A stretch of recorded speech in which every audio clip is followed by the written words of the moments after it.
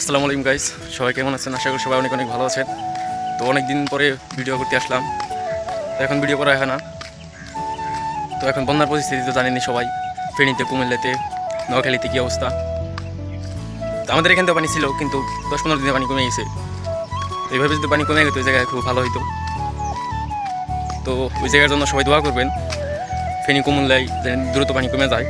ভয়াবহ বেশি ফেনীতেই। তো অনেকেই হয়তো যাই পৌঁছাইছে, অনেকেই পৌঁছাইতে পারে নাই। সো যারা যারা সাহায্য সহযোগিতা করতে চান, যাই সহযোগিতা করে আসবেন, বা গেলে পরে বোট ছাড়া যায় না, যেতে পারবেন না। অনেকে যে জ্যামে পড়ে রয়েছে, অনেকেই বোট ছাড়া যেয়ে হয়তো কিছু দিতে পারতেছে না। তো যারা যারা যাইতে চাইতেছেন কিন্তু যাইতে পারতেছেন না একাধিকা, তো আপনার আশেপাশে দেখেন, বা আশেপাশে গ্রামে বা আশেপাশে বা আপনার জেলায় থেকে যদি কেউ যাইতে চায়, সেখান থেকে হয়তো গ্রুপ করে চলে যান, তাহলে ওটা ভালো হবে। 10-12 জনের গ্রুপ হয়ে যাইতেছে সবাই, তাদের সাথে চলে যান, ওটাই বেটার হবে। যদি বলেন যে ওখানকার পরিস্থিতি বলতে খুবই ভয়াবহ পরিস্থিতি। মানে মানুষগুলোর তো কথাই নাই। যারা ফার্ম করছিল, গরুর ফার্ম ছিল, সেগুলো তো লেগেছে, গরুগুলো মারা গেছে, বা মুরগির ফার্ম ছিল সেগুলো, মাছের খামার ছিল, সব শেষ। রাস্তাঘাট, চাল, ঘরের চালগুলো তো লেগে গেছে, থাকার জায়গা নাই। তো যারা যারা যাবেন, যে সাহায্য সহযোগিতা করে আসবেন,